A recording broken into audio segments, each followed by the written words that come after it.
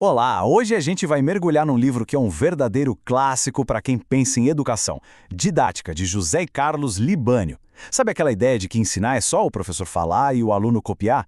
Pois é, Libânio mostra que o buraco é bem mais embaixo. Ensinar é um processo super dinâmico, que mistura ciência e arte. Bora desvendar isso juntos? E para começar, vamos direto ao ponto com uma pergunta que parece simples, mas não é. Qual é o verdadeiro propósito de ensinar alguma coisa? É só para a pessoa passar numa prova, decorar umas fórmulas?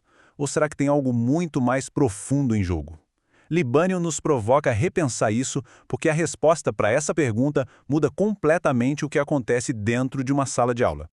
Então, para a gente entender a solução que Libânio propõe, primeiro a gente precisa olhar bem de perto para o problema. Ele faz um diagnóstico do que chama de ensino tradicional, aquele modelo que, vamos combinar, a maioria de nós conhece muito bem. E, segundo ele, isso é uma verdadeira armadilha pedagógica.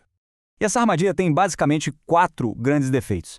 Primeiro, a relação é totalmente passiva. O professor fala, transmite o conteúdo e o aluno só reproduz, sem pensar muito. Segundo, tem aquela pressa, aquela obsessão em terminar o livro, como se o importante fosse a quantidade de matéria, e não se alguém está aprendendo de verdade. Terceiro, esse modelo simplesmente ignora o que o aluno já sabe, onde ele está com dificuldade. E por último, e talvez o mais grave, é um ensino completamente desconectado da vida real, do dia a dia da galera.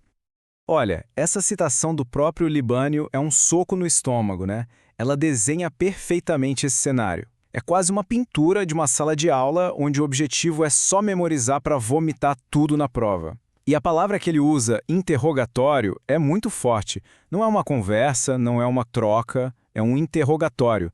Deixa claro que é uma relação de poder e não de colaboração.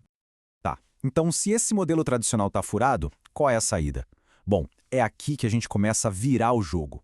Vamos ver agora como o Libânio desmonta e reconstrói a própria ideia do que é ensinar e do que é aprender. Ele propõe uma visão totalmente nova e conectada. E aqui está a primeira grande virada de chave. Presta atenção na definição. Para Libânio, o processo de ensino não é uma coisa que o professor faz sozinho. É um conjunto de atividades do professor e dos alunos. Esse "e" faz toda a diferença. Os dois lados estão ativos, trabalhando juntos. E o objetivo não é só decorar, é desenvolver a capacidade de pensar. Então, de um lado, a gente tem a atividade do professor, que é ensinar. O que isso quer dizer? Quer dizer, organizar o conteúdo, dirigir o processo, avaliar.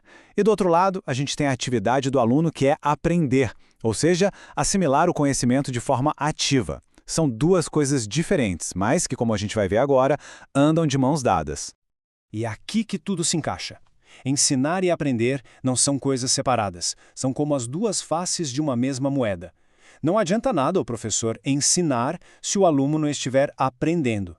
E, na escola, a aprendizagem acontece porque existe um ensino guiando. Essa união é o coração, a alma da didática que o Libânio defende.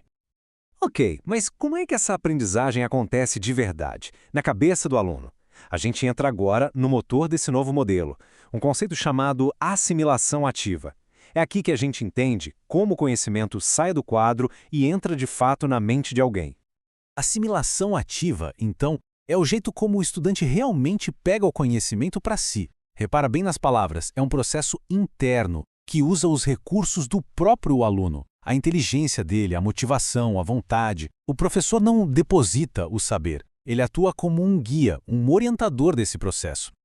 E essa assimilação é quase uma jornada mental em 3 etapas. Primeiro, vem a percepção ativa. É o contato inicial, é ver objeto de estudo, ouvir uma explicação. Depois, entra em cena a atividade mental. É quando o cérebro começa a trabalhar de verdade para transformar aquilo que foi percebido em uma ideia, em um conceito. E, por fim, a aplicação prática.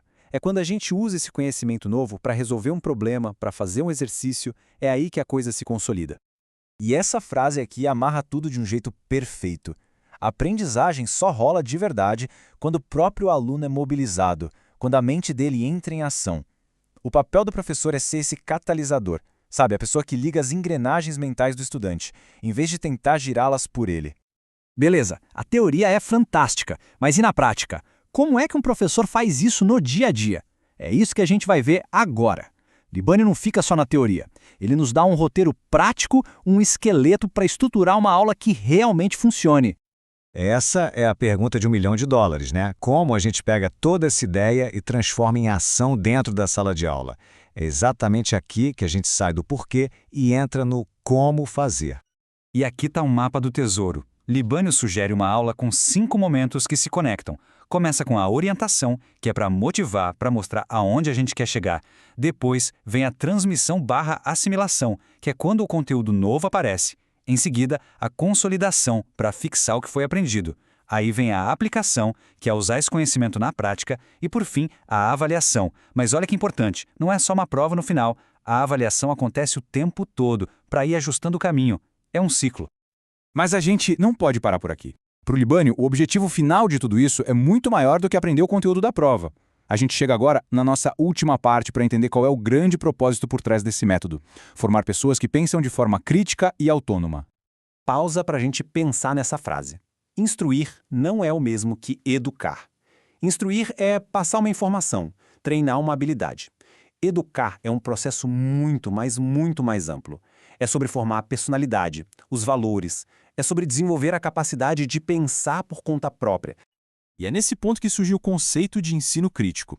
A ideia é que o conhecimento não é um objeto de museu para ficar guardado. Ele é uma ferramenta que permite que a gente desenvolva uma consciência crítica, que a gente consiga analisar o mundo à nossa volta e, mais do que isso, agir para transformar esse mundo. Então, no fim das contas, o grande objetivo é este aqui: desenvolver um pensamento que seja ao mesmo tempo livre, criativo, independente, mas também rigoroso, que seja guiado pela lógica, pela razão científica. É a combinação perfeita entre a liberdade de pensar e a responsabilidade de pensar bem. E a gente termina com a pergunta que, no fundo, move toda a obra do Libânio e que deveria mover todos nós. A educação que a gente pratica, que a gente defende, ela serve para quê?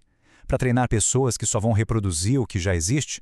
Ou para formar agentes capazes de analisar, de questionar e, quem sabe, de transformar a realidade? Fica aí a reflexão.